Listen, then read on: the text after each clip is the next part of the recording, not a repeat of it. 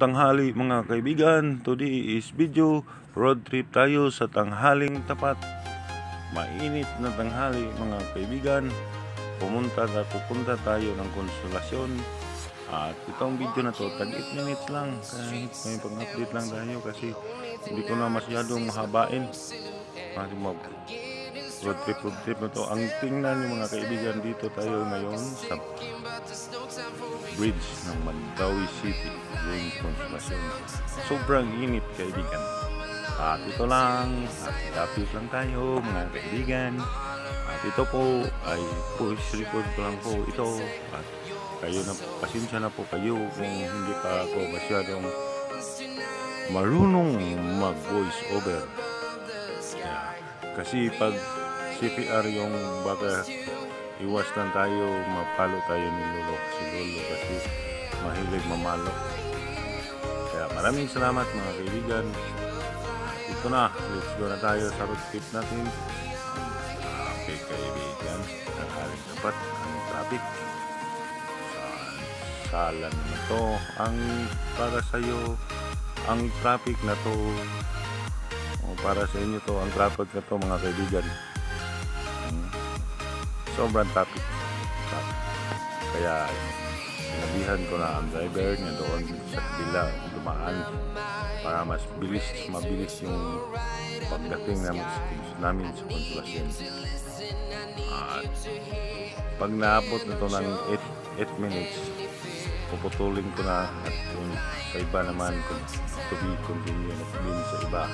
Kaya maraming salamat mga kaibigan sa inyong patuloy na support sa YouTube channel. Kahit pangit ang video ko, nandyan pa rin kayo. Maraming salamat talaga sa inyong suporta mga kaibigan. God bless po sa ating lahat at mabuhay tayo hanggang gusto natin. Okay, alright, let's go. Kasalukuyan po kaming natanggung sa traffic kasi haba ng pila ng sasakyan doon sa unahan namin. Okay, haba talaga to. So, haba kaibigan. Misyon dito mahaba kahit tanghaling tapat ang sobra namang init. At hindi ganito ang madaanan mo sa kalsada. Buti na lang yung sasakyan ko naka-aircon, kaya okay lang kahit traffic. At dito kami kumanan kami dito kasi mas hindi traffic dito ng daanan. Kumanan kami mga kaibigan, kasalukuyan kami tumatawid kumanan, kaya malinaw dito yung banda, walang traffic kaibigan. Road trip sa tanghaling tapat, kayo na ang bahal. Salamat po sa inyong panonood mga kaibigan. Kahit hindi quality yung video ko, mayroon pa talaga akong mga kaibigan na nakasuporta. Pero salamat talaga sa inyo. Kasalukuyan pong bumibiyahin ng sasakyan at dito kaliwa kami dito kami sa kaliwa. Dito kami dadaan sa kaliwa kami.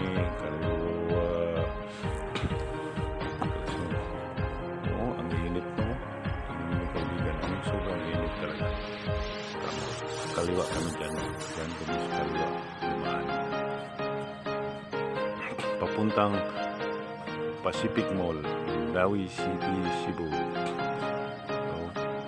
Hindi masyado traffic.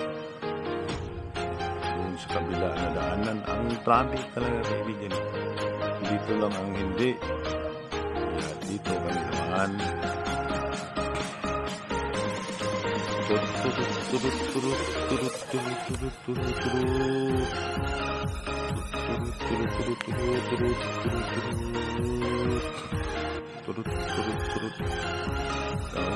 Tingnan nyo ang kalangitan ng mga kaibigan, walang ulap. Ang linaw ng kalangitan. At dito sa daan naman, Napakainit. Napakainit kaibigan. Kaibigan kong mga tunay, maraming salamat. Malapit na tayo sa Pacific Mall. Pagdating namin sa Pacific Mall, pakanan naman kami. Pakanan din kami pagdating kami sa Pacific Mall. Tingnan nyo, hindi doon kasi doon pa kami dumaan hanggang kami sa traffic kaibigan. Tapat ang traffic. Ganyan na talaga dito sa Cebu. Hindi na maawat ang traffic kasi ang Cebu kasi pinakamayaman na province sa whole Philippines. Kaya ganoon lang kaunlad-unlad ng bayan to, probinsya to.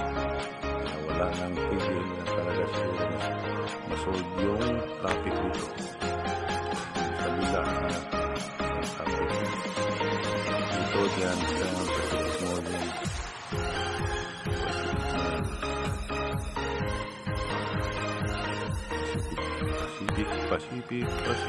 Pacific Mall. Maraming ang init kaibigan. Ang liwanag ng karamihan na wala talagang ulap na ulap sa karamihan. Liwanag sa init ng araw.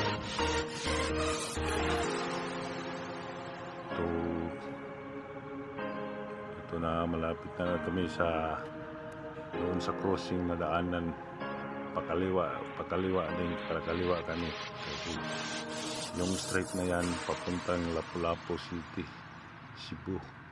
Diyan nakalagay ang Mactan Cebu International Airport. Kaya papunta kami ng Consolacion, Cebu. Pagdating namin doon sa may stoplight, pakaliwa kami para papuntang Consolacion. Kasi yung street na yan, papunta yan ng Lapu-Lapu City. Diyan nakalagay ang Special Economic Zone at Mactan Cebu International Airport.